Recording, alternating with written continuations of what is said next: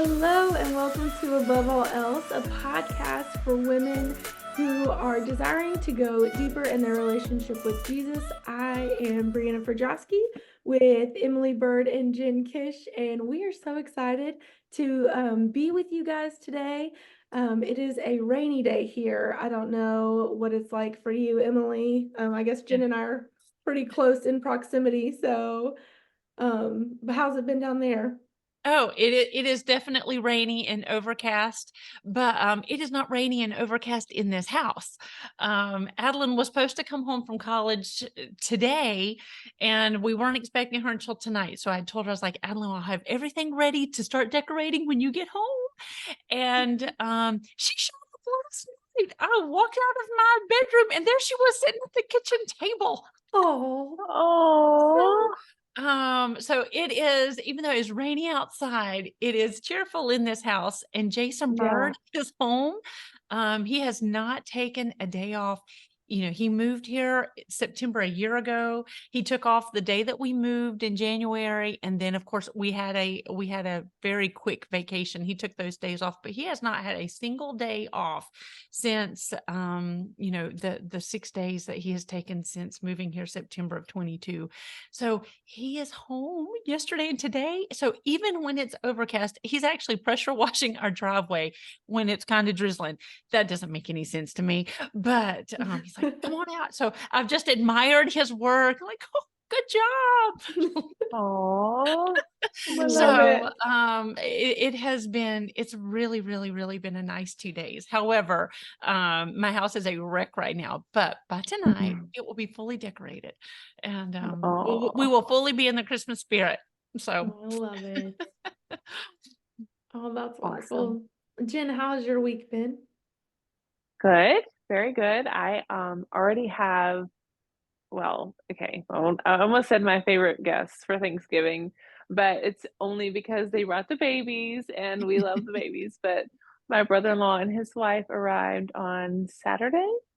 And so they've been here already for a few days, and we are also decorating for Christmas today. We're gonna have a Christmassy Thanksgiving. So super excited about that. And we've just had a sweet, sweet time. We only get to see them a couple times a year. So we're thrilled to have them, and and the babies, of course, just bring so much joy and life to my kids. It's mhm. weird when your kids aren't the babies anymore and they get to interact and take care of someone else's babies. So we're doing all the holiday things. So it's good. Oh, It's not dreary in this house either today. I love it. And honestly, I have been really excited about the rain. Like, I feel like it was so needed Yeah. that it has been rainy, but it's been good. Almost like a cleansing, like cleaning everything off, getting rid of anything that my husband is allergic to, hopefully, because he's allergic to so many things. These children, and Oh, my kids both have Joseph's allergies, and so every season oh, of the year it's just somebody sneezing or coughing or having to do a breathing treatment. Like, I didn't grow up with that, so like, I don't know what to do. something new. You Yeah. guys, this is too much. There's too many allergies. But we had our last day of school today, and so it's officially break. Yay! Officially. Yay. So we're excited. Oh man. Awesome. Um, And so rainy days, I feel like they give us a time to rest. Like it's so I feel guilty if I'm inside when it's sunny and I need to be I can be doing some work outside. I don't know. So there's something kind of nice about rainy days that mhm. Yeah. it gives you permission to rest and sort of be still. That was a conversation we had around my kitchen table this morning, actually, that Yeah. we can appreciate rainy days. Mhm. Um, Anyways, We sorry. had we had an opposite conversation. My son called me, my 15-year-old, and he's like, "Mom, I wasn't made for rain." He's like, "I cannot sit in here all day long and do nothing." And I was like, "Well, you got to run 5 miles today for basketball. You might as well go out and run." He's like, "I can't run in the rain." I was like, "Oh yes, Yes, you yes you can. can." So that was a first for him, but he was just like, "What am I gonna do with this entire day? I wasn't made for the rain, Mom." That is so funny. Oh man, It's I funny. love rainy days. I wish There are times when Yeah, I I wish do that we too. had a metal roof. And then there are times I'm Oh like, yeah. yeah, I'm sure that would probably get on my nerves, but just the sound, I don't know. And then it's fall, right? So we have like the fall candles and you have the, I Mm-hmm. just, it's a whole vibe, I guess. I don't Whole Yes. know. vibe. I Light the love it. fireplace. Right? Yes.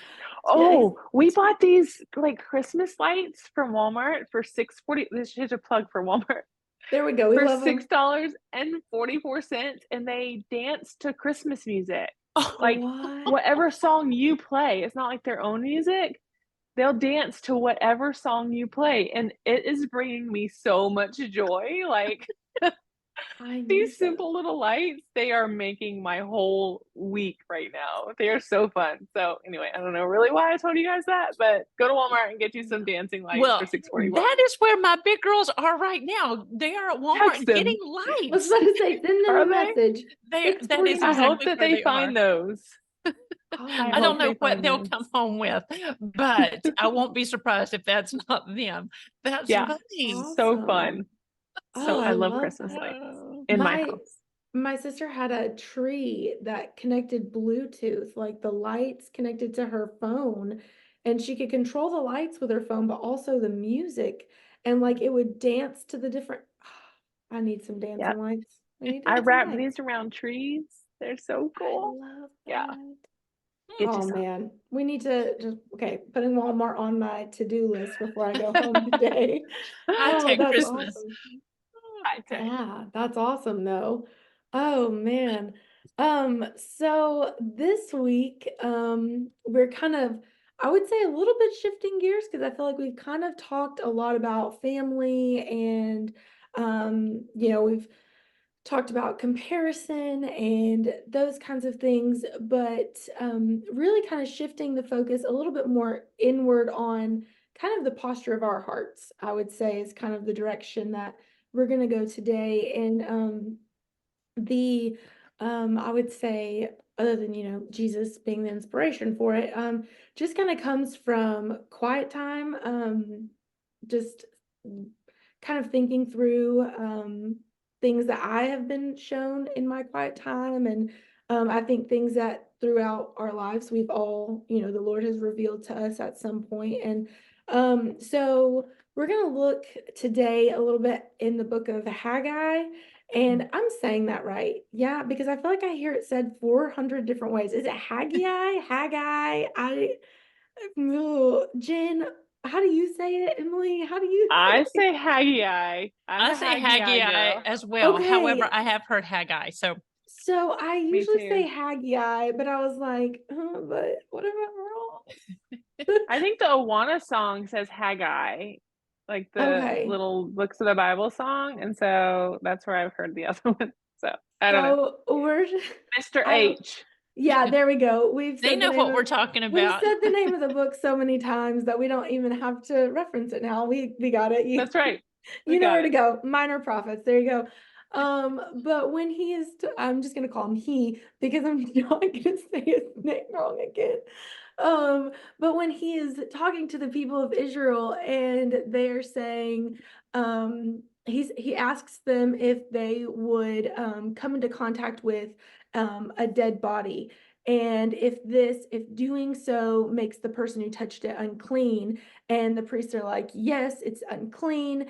And he responds to them when they're like, yeah, well, that's unclean. He says, so it is with the people of this nation before me, declares the Lord. So with every work of their hands and what they offer, there is unclean.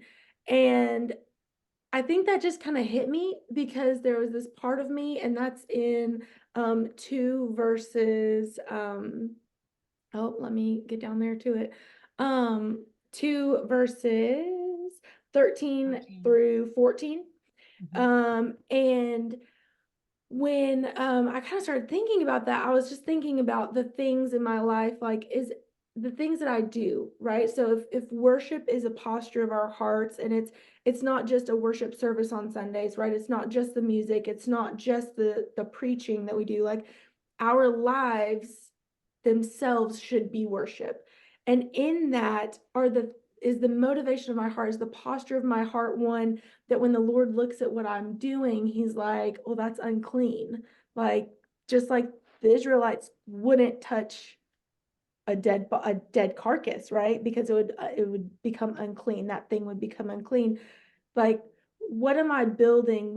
Does my worship through raising my kids, loving my husband, ministry just in general, um, is that edifying? Is it something that where the posture of my heart is right? And I think that we have to do those self checks, obviously. But what, I guess, Jen, maybe in your own experience, your own life, what how do you check yourself to make sure that the posture of your heart is making sure what you're offering is clean? What do you do? What does that look like for you? If that makes sense. Just kind of curveball. Yeah. No, it's okay. Well, because I think so. My pastor said something interesting this Sunday, and I wish I could quote it directly to you, but what he said was that the worship that we do on Sunday should be an overflow of the worship that we did on Monday through Saturday. And that resonated with me so strongly because you're right, worship is a heart posture. And I need to come to church ready to worship corporately because I've been worshiping privately all week, right? So Mhm. I think that getting ready for worship is a big part of what we need to do. I think we need to go and approach corporate worship as though we are there to serve, like to lift up a praise to God and not to be like looking around to see, if or I guess if everything is the way we like it in the sanctuary, or if our favorite song was played, or doing anything that would be showy, like to be seen by other people. Are we worshiping the same corporately as we worship privately? And I learned a lot about this several years ago because I was in a moment where I was just worshiping the Lord in my living room, and that was sort of out of character for me to worship Him with my body in my living room. Do you know what I mean? Like Mhm. I had music blaring and I was worshiping the Lord. I was all alone um, in that room at the moment. But then my kids started coming in, and I was like slowly like go back to where you came from. I'm with the Lord right now. And then my littlest one came in and he just kind of mimicked what I was doing, and I was like, oh, I'm doing this wrong. Like I need to bring them into this moment with me. Mm. And that was a moment of sort of like a light bulb moment for me to remind myself that I don't have to send people away so that I can have a quiet moment of focused worship, because worship is an overflow of what the Lord is doing in my heart. So pulling my kids in to that worship moment, I think was like, it really changed how I think about worship. And I feel like that's a whole big circle to say that the Lord has taught me a lot about worshiping outside of the sanctuary, Mm. Mhm. and that I'm continuing to learn. But there is a whole lot of satisfaction that happens when it's just you and the Lord privately and you are worshiping Him. I don't know, there's just something, He draws near. And I am grateful that I am in a place where I am learning that Sunday is supposed to be an overflow of the filling that happened during the week, Mm. instead of looking at church as I'm going to church on Sunday to get filled, you Mhm. know? Because Right, that's such a different thing. Because I right. can't get filled on Sunday and then hope that my tank will make it until the Mm. next Sunday, Yeah. you know? I mean, Mhm. my gas tank is on empty right now. I have 16 miles to empty. I don't know that I'll make it to the gas station, right? And I think sometimes that's how we approach worship. Yes. We're like limping into worship to try to get refilled when God is with us all the time, and worship should happen everywhere we are because we're indwelled with the Holy Spirit. Right. So, and talking about clean hands, like that's part of our worship. David says, "Lord, give me clean hands," right? Mhm. So it's that introspection of asking God, "Hey, gosh, I hate to do this." It's so hard to say, "Hey, God, is there something in my life that is not pleasing to you? Is there something that I need to deal with?" And that is 100% part of worship. Mhm. Mhm. Yes, Absolutely. oh, I love that. I've heard that saying that it's an overflow before, and I just love it. I love that picture. I think sometimes we think of worship as just showing up, like I said, on Sunday mornings, being ready to be filled. Emily, what, and I know, like I said, worship is our posture, right? It's a posture of our heart. How do you um focus your heart, focus your posture on the Lord? What does that look like? Worship day to day, right? So if we want practically, what does it look like to have this posture? What does that look like in your life? Um, I think Jen nailed it on the head a while ago about when David talked about, is search me, see if there's any offensive way in me. I learned in 20, see when, oh gracious, I think it was the end of 2020 or the beginning of 2021. I was reading a book by and Graham Lotz, I think that's who Mm. it was, about the Daniel prayer. Is that it? Mhm. Oh, I hate to, I think that's it. But anyways, it's about the prayer that Daniel prayed. And anyways, I ended up, in my prayer journal every day would like, Lord, search me, see if there's any offensive way in me. And I would faithfully praying that. And I would begin to write down the things that he was bringing up.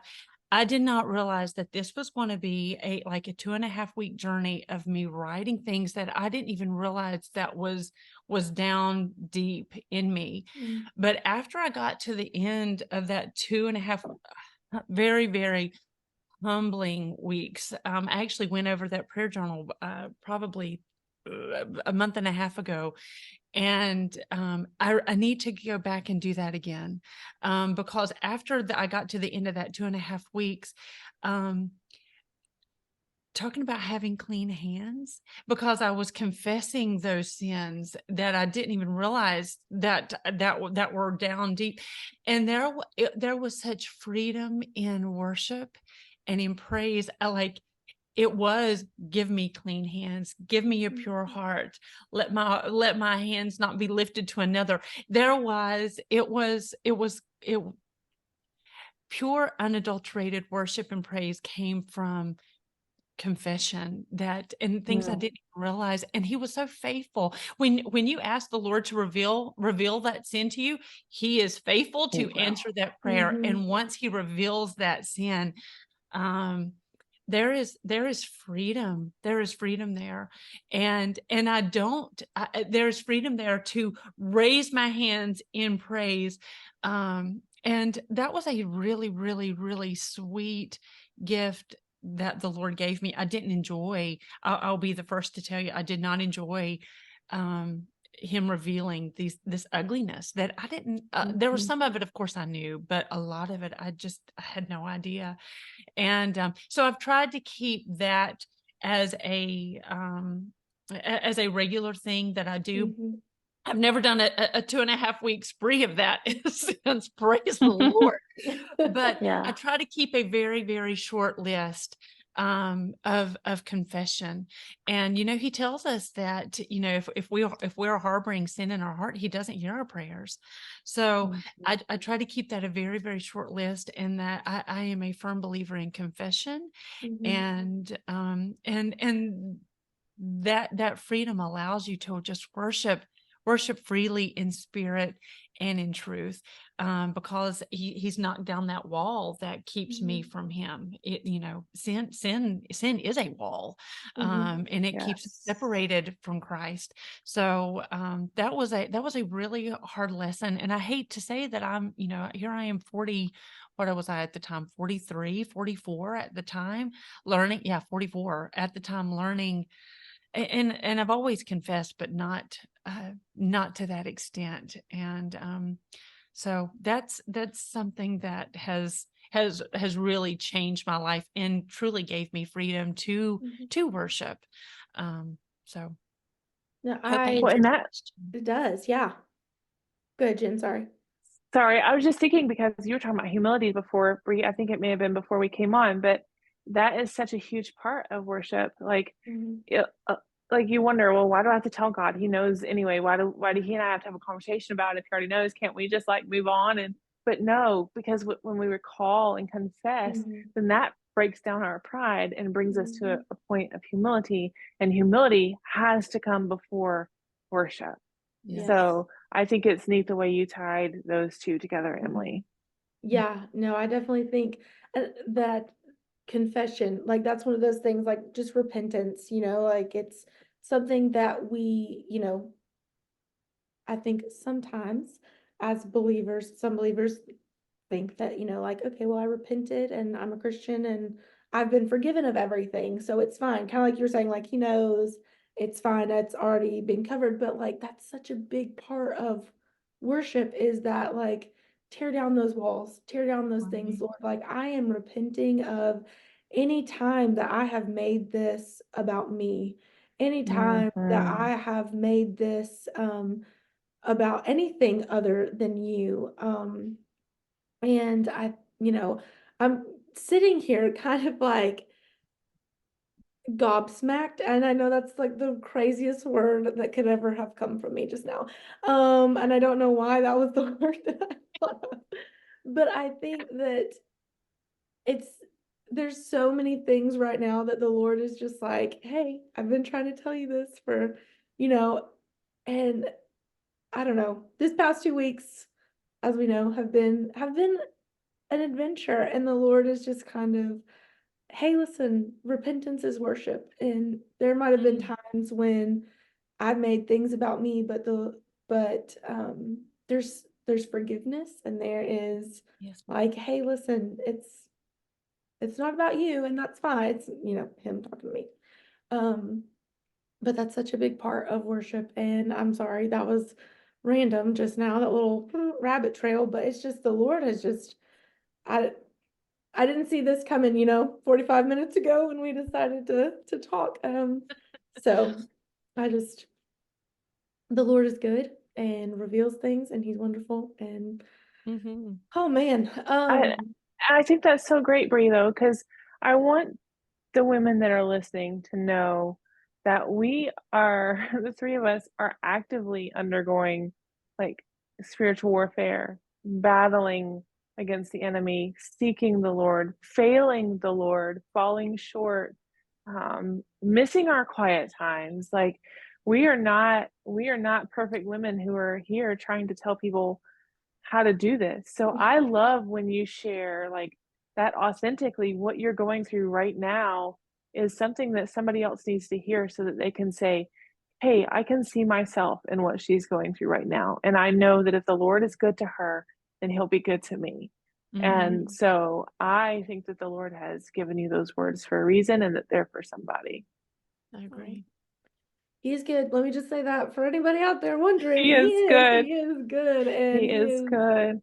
Oh. sustained me and continues to do so. And there are times, when I need a heart check, because it's easy, I think, sometimes to get in a rhythm even of doing things in our own power, not because we're like, well, Lord, I'm more powerful than you, but because we I, and I don't know how to say this without sounding arrogant, but like the Lord has shown me so many things that sometimes I think even in ministry and life, I get to this place where I'm like, oh, well, the Lord, like I learned about this and I can just do this in my own strength. But he's like, hey, no, even though you know what you're doing, you don't actually know what you're doing. And I need you to calm down, and the posture of your heart needs to be checked. And I need to make sure that I'm the focus, bringing and stop focusing on yourself. So, Oh, but isn't he so good that when we are weak, then he is strong. He says, my mhm, grace is sufficient for you. Because when you're weak, then I am strong. Talking about the Lord, he says, I am strong. yes. Therefore, what are we supposed to do? We're supposed to boast in our weakness so that the power of Christ will rest upon us. Like, oh, it is okay. Oh, so he is so good, and he is able to do all things. And when we are weak, that is a good place to be, Yeah. because that is when he is strong. Yeah. And I love that we are to boast in our weakness. We are not to have to put on airs that we are strong enough and we can handle it. We are to boast in our weakness. Therefore, Christ will be glorified through our weakness. And that is a good place to be. That's not what the world says. The world says you need to pull yourself up by your bootstraps. Absolutely not. It is Christ who will pull us up. So, I think it's okay to admit our weakness, and when we are struggling, I think we're supposed to do that. And it's when you and I are real, that's what draws other people in. If I act like I've got it all together, which I don't at all. But when we are real, somehow that draws people in, and it brings the body of Christ closer together, and we lift each other up through prayer and through encouragement. It gives other people the opportunity to be able to come along their fellow sister or brother and lift them up and help them when they're too weak to stand. We are the ones, who were the two men who stood beside Moses, Aaron and held their arms up. and held his arms up when he was too weak to lift them up during the battle. Who's the other guy? Why can't I think of his name right now? Is it Joshua? Was Is it? No. I'm gonna look it up. I won't say his name. We'll have to cut. We can chop.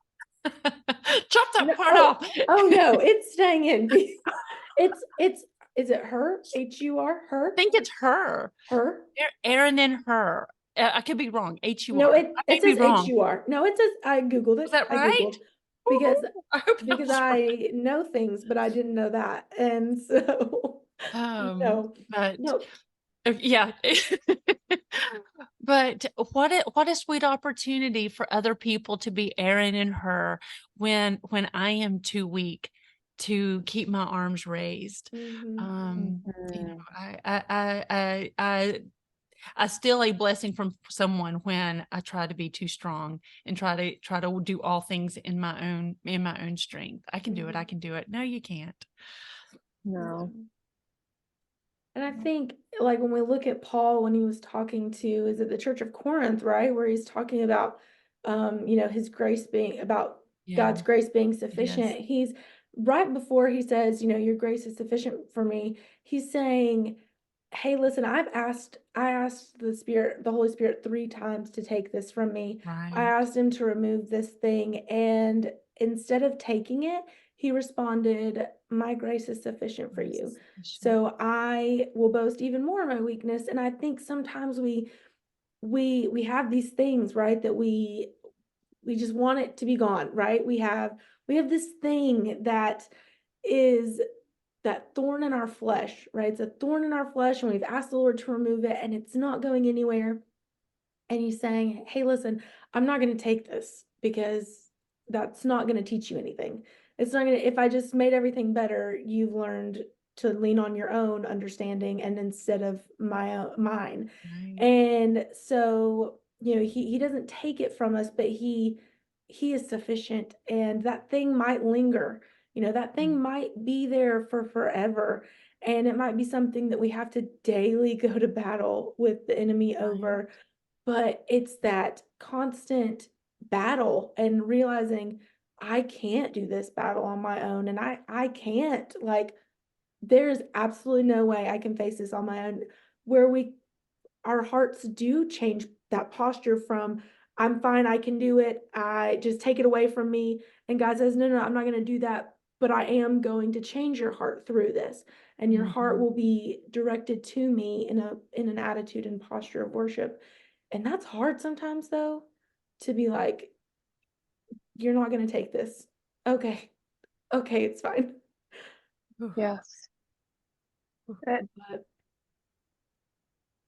I think that is such a beautiful thing, though, for us to see that Paul is one of my very favorite Bible characters. I think he probably is for many people because of the work that he did. But I think that he could have boasted in what he was doing.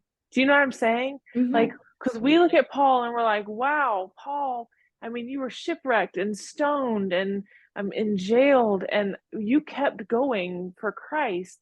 But because we know that he had this thorn, he was not a perfect man like Jesus. He Mhm. was battling something physically, and so he was able to overcome and to keep pursuing the things of God while God held him up. So I Mhm. think that it gives us permission, or takes away any excuse to, I can't do this for the Lord because I have that in my life. Mhm. I think that it also teaches us, because that is where we're supposed to let God be strong for us, and that we probably are never more like Jesus than we Mhm. are when we are Mhm. letting his strength hold us up. Mhm. So I think pursuing God, even like despite the thorn, despite the thing that he, for whatever reason chooses not to remove from us, that is where he can be most greatly glorified, Mhm. because it's clearly not in my own strength, but it's because God picked me up off the floor. Mhm. It reminds me of a story. Emily, I don't know if you remember this, a few years ago. I was battling something big, and I was on my face in my closet, and I was supposed to be speaking at a women's event, Okay. and Yes. I like couldn't even put on my makeup. Like, I was supposed to be there in like an hour, and I called Emily when the Lord had given me enough strength to get off the floor, and I said, "Will you meet me in the parking lot and pray with me? Because I cannot do this. I'm going to have to say I cannot do it if God doesn't intervene." So I could not, in my own strength, find it within me to get up and tell the story of God's goodness in that moment, because I was so just entrenched in ugly, Mhm. and the Lord was so grateful to hold me up for that period of time. And then that was just one of those moments where I was too weak. I was too weak physically, mentally, spiritually. I was in a mess, and the Lord gave me a friend to come alongside and hold my arms up. And also, he gave me the strength to get me off that floor. So he will come to you. And Brie, I know that's what you need to hear right now, is in that weakness, that he is your strength. Mhm. Mhm. Absolutely. 100%. And it's proven over and over again. It's not something that I'm just, but I think so many people struggle with that. Like, I have to be strong. I have to be this. I have to, no. And I think even for my girls, because, you know, our kids see when we struggle with things. And I mean, Kaylin, I'm sure will be great when she gets older. I'm sure she'll be great. But Braylee is a very empathetic person. Mhm. And she has seen me cry, obviously. I'm her mom. She's seen me cry. Um, and I, she's worried about me because of who she is as a person. But I had to say, like, I'm okay because Jesus is good. Mhm. And, using those times where I'm like, yeah, Braylee, like, this is hard, but you know what? Jesus is good. And I Mhm. think sometimes we think we have to be so strong, which obviously there are things that we do shelter our children from. I am not saying that we just willy-nilly, here's everything, let's cross all the boundaries and give our kids, trauma that they have to work through in therapy when they're older. But like, there's a certain, I think, appropriateness for our kids to see, like, mom doesn't have it together, because mom's struggling because she's fighting against an enemy that's not flesh and blood. She's, this is spiritual warfare, but Jesus is good, and he's going to be our strength through this. And so even if mommy gets a little sad sometimes, like, it's okay, because the Lord is our strength and he will strengthen all of us. And I think sometimes there's this idea that we have to be so strong for our kids that they never see us cry, never see us have any kind of, but then I think we paint this picture that reliance is completely on us, and that when we're not honest about where that strength comes from. If that makes sense. I don't know if that probably was a big circle to talk in, but it's just kind of been life over the past couple of weeks, and I know so many people that, well, I have to be strong for my kids. No, no, no. Jesus will be strong for you. It's okay to let your kids know that Jesus is your strength right now.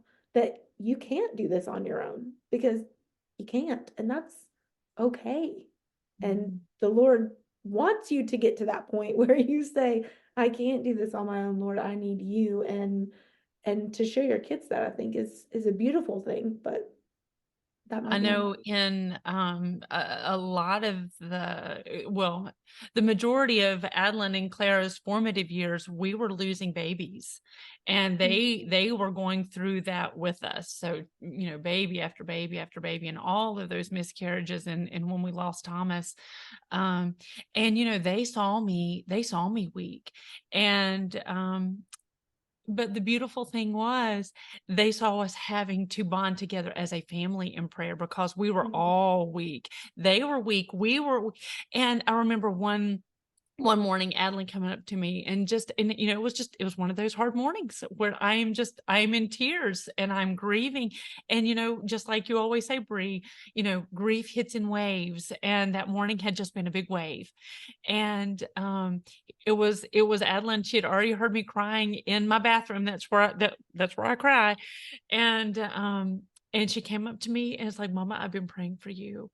And, um, they learned through all of us being weak that when we're weak, we go to the Lord, Mhm.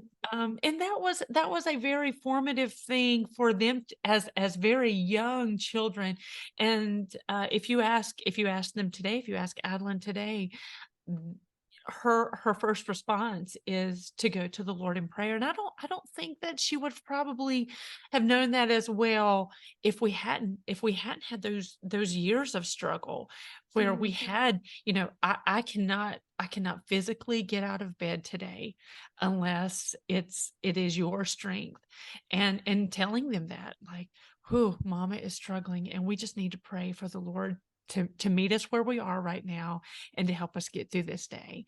And so hard stuff ends up being being beneficial once we get through it. You can see that it's, the Lord has redeemed that situation, and he's done good things through it. He he makes all things work for good. And I can see that happening in the lives of especially my big girls. Because so I think it is okay to be weak in front of your children, and for all of us to seek the Lord. It's I think it will work itself out eventually, and you'll see that good things are coming to your little one when she sees you struggle. Mhm. um so I don't think we want our kids to leave our houses going, "Mama was so strong. How was she so no, strong?" Because Mhm. like, because they're gonna get to those weak moments too, and they're gonna say, "Well, absolutely. what's wrong with me? Because my mom was so strong." No, God was strong within Mhm. me, and that's just another way that we remind them and teach them without words to lean on Jesus, because he's the only one that can give us strength to battle some of these, especially grief, and loss and things like that, or just challenging times financially, or a new move, or any Mhm. any of those things. If they can see that our strength is not from within ourselves, don't be strong like Mama. Be strong like Jesus was in Mama. Mhm. Like, Yeah, just let absolutely. Jesus be strong in you like he was in Mama. So, I think that would be a disservice to our kids. I agree. Most I agree. definitely. Oh man, ladies, I have just really loved this conversation today, and I think I'm prayerful that it ministered to so many other people. But even if not, I feel like my heart is so so much like just full of joy right now. So it is a pleasure getting to do this with you ladies. I just love it so much. Mm. Um Oh goodness. Well, we have enjoyed today. I would say I'm speaking for everybody. I'm sorry. I shouldn't do that, but I would say hopefully You we've all can. enjoyed today. Okay. Oh man. Well, we have enjoyed today, and we are just so glad that you have joined us on this journey. As we're just kind of walking through life and honestly just being real, because I think that's what we need is too. to be real and to let everybody know a very real God in our situations. Yes. And I think that that's ultimately the point of all of this. And so hopefully you've been encouraged by something you've heard today. Um, if you have been, we would love it if you would just leave us a comment or send us a message. Let us know how the Lord's working in your life, how you're being encouraged. What are some things maybe that we could pray for you over? I don't know. I'm anything like that, because as the body of Christ, that's our job. We mentioned earlier. So. Oh man, well, we will see you all again in 2 weeks, and we'll talk to you later.